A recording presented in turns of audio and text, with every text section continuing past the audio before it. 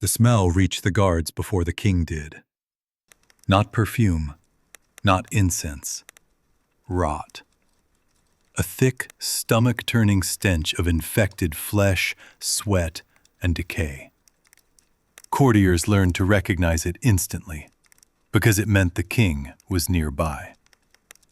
And no one had died. This was just how the ruler of one of the most powerful nations on earth naturally smelled. This man commanded armies. He reshaped religion. He decided who lived and who lost their head. And he was literally leaking pus. And here's the uncomfortable truth. He wasn't even the craziest king on this list.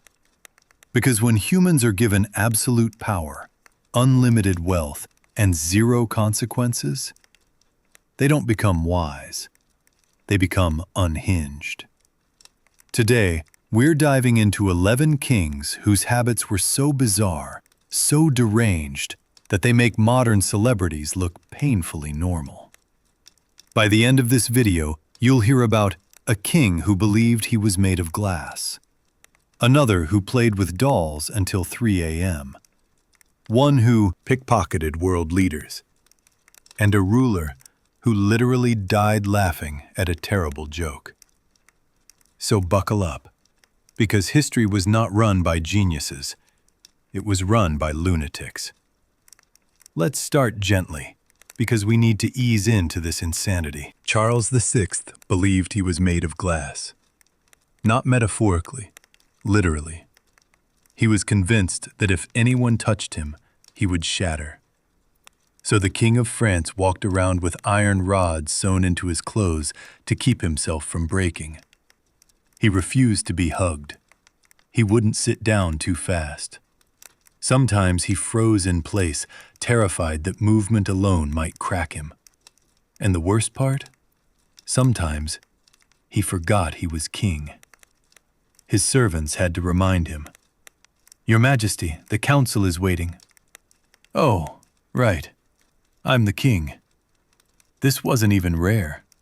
So many nobles suffered from this that doctors had a name for it. Scholar's melancholy. Basically, think too hard in the way. Peter III was Emperor of Russia, and every night he played with dolls. Not collected them, played with them. Toy soldiers, tiny cannons, full voices, entire storylines.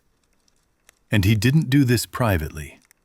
He forced his wife, the future Catherine the Great, and his entire court to join him until 2 or 3 a.m. Imagine ruling Russia all day, then being ordered to make horse noise sound effects for a toy cavalry. He once put a rat on trial for chewing his toy soldiers. Full military court. But then he pardoned the rat because it reminded him of a Prussian soldier. The rat showed discipline. Peter later died mysteriously. Official cause? Hemorrhoidal colic. Translation? His butt hurt so bad he died. Catherine survived and became one of history's greatest rulers. Funny how that works. King Farouk had unlimited money. Palaces, gold, jewelry. So naturally, he became a pickpocket. Yes, he stole watches, wallets, medals. Winston Churchill once left a meeting and realized his watch was gone.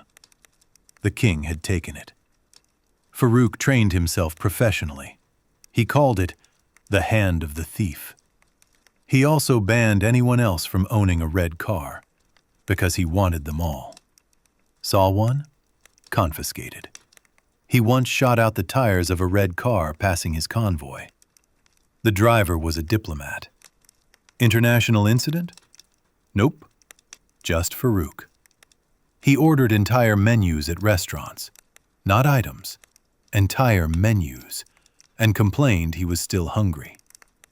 Absolute power makes boredom dangerous. King Martin ate an entire goose. Alone. Then his jester told him a joke. Not a good one.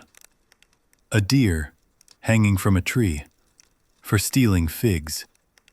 That's it.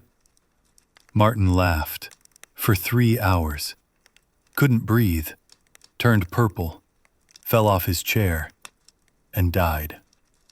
Imagine killing a king with a bad joke. Cause of death? Comedy. Christian VII slapped people. Randomly. Foreign ambassadors. During negotiations. At his wedding. He masturbated so much, doctors built him a special chair. He smashed furniture at night. Declared his dog a government minister. Played leapfrog with diplomats.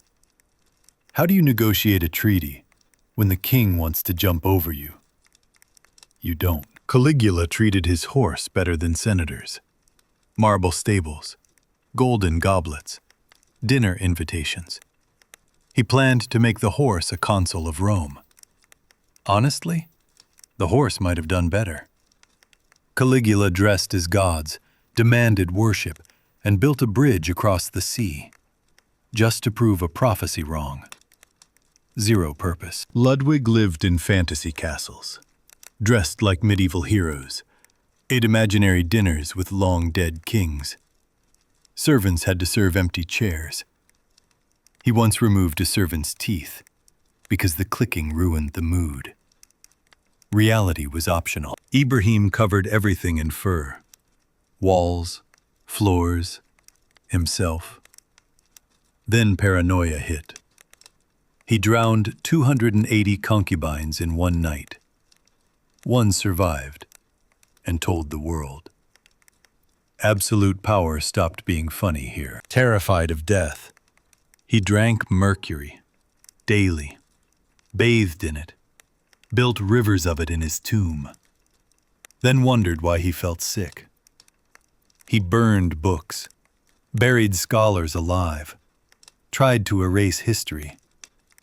Mercury killed him at 49. Immortality attempt failed. Lobster, caviar, champagne, then dessert. 14 cream buns. Collapsed. Dead. Legacy. The king who ate himself to death. That's it. Open wounds. Pus.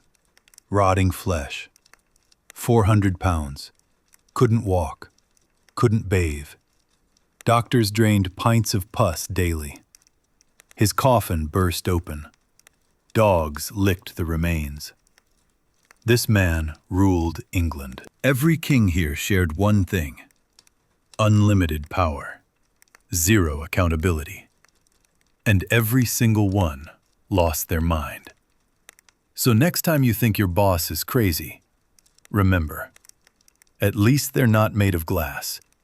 At least they're not promoting horses. At least they bathe. History wasn't ruled by gods. It was ruled by humans, with no one telling them no. See you in the next one.